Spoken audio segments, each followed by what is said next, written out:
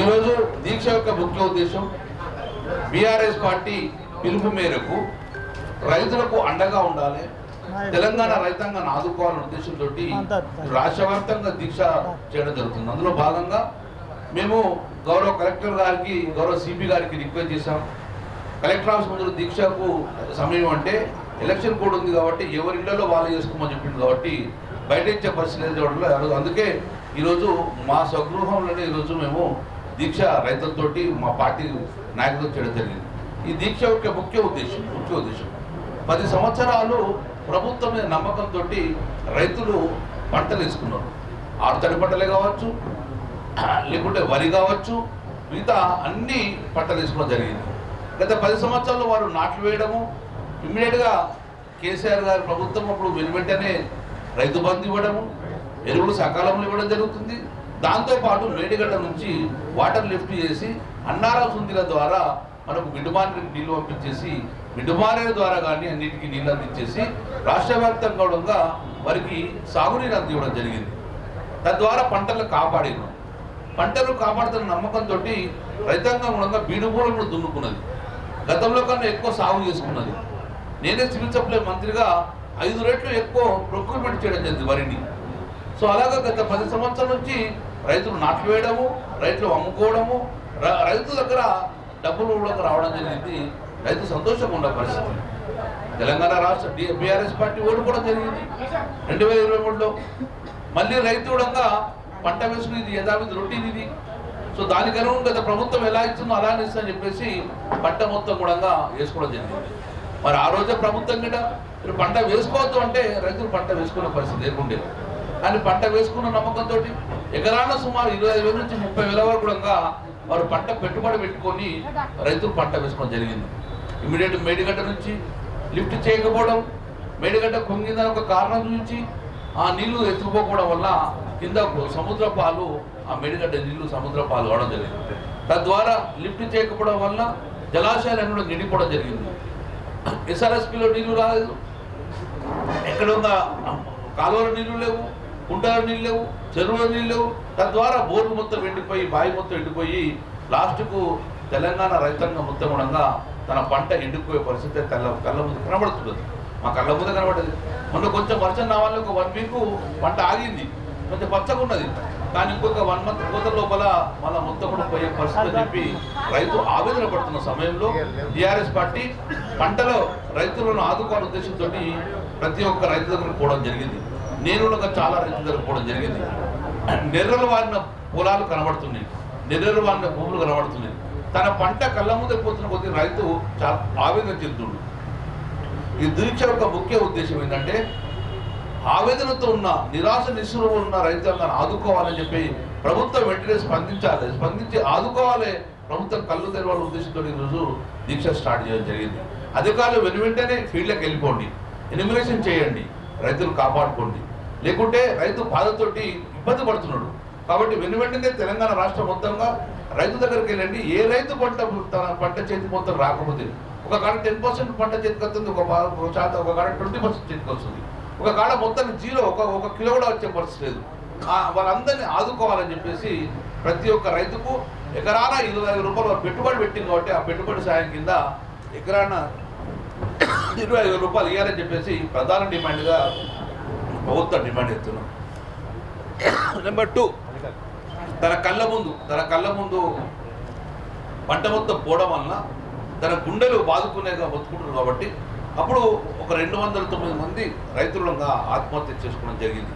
మన ఆత్మహత్య చేసుకున్న వారి కుటుంబానికి కూడా 25 లక్షల రూపాయల ఎక్స్గ్రేషియా ఇవ్వాలని చెప్పేసి రెండో డిమాండ్గా ప్రభుత్వం డిమాండ్ చేస్తున్నాం. ఆదుకోవాలి 209 మందిని, ప్రతి కుటుంబానికి 20 లక్షల రూపాయలు ఎక్స్గ్రేషియా ఇవ్వాలని చెప్పి ప్రధాన డిమాండ్. నెంబర్ 3 డిమాండ్, రైతులు పండించిన పంట మొత్తం కూడా చేతికొచ్చే పరిస్థితి లేదు. కొన్ని చోట్ల 30% చేతికొస్తుంది, కొన్ని చోట్ల 20% చేతికొస్తుంది. కాబట్టి మీరు ఏదైతే ఎన్నికల మేనిఫెస్టో చెప్పడం జరిగింది, ఏమని చెప్పడం జరిగింది, ఎంఎస్పీ 2,200 ఉన్నా కూడా మేము అదనంగా 5,000 రూపాయలు బోనస్ ఇస్తామని చెప్పి ప్రకటించారు. కాబట్టి మీరు ఇప్పుడు ప్రొక్యూర్మెంట్ స్టార్ట్ అయింది, ఓపీఎంఎస్ ఎన్రోల్మెంట్ అవుతుంది, 7,149 కొనుగోలు కేంద్రాలు స్టార్ట్ చేసినారు. ఆ కొనుగోలు అయితే రైతు తన పంట అమ్ముకుంటున్న ఓపీఎంఎస్ ద్వారా 500 రూపాయలు బోనస్ ఇవ్వాలని చెప్పేసి మూడో డిమాండ్గా మేము వాళ్ళని కోరుతున్నాం. ఒకటి, పంట నష్టపోయినందుకు ఎకరాన 25 రూపాయలు ఎనిమిరేట్ చేయండి.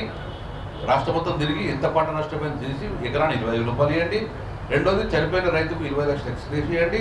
మూడోది, బోనస్ ఎంఎస్పీతో పాటు 500 రూపాయలు బోనస్ ఇవ్వాలని చెప్పేసి మూడు ప్రధాన డిమాండ్లతోటి దీక్ష చేయడం. ఇది ఒకవైపు సాగునీరు. ఇంకొక డిమాండు, చాలామంది రైతు బంధు రాలేదు, కనీసం రైతు బంధుని ఆదుకుంటాం కాబట్టి రైతు బంధు కూడా మీరు ఇస్తా అన్న రైతు బంధువుల మొత్తాన్ని రిలీజ్ చేయమని చెప్పి ఇంకో డిమాండ్ పెడుతున్నాం.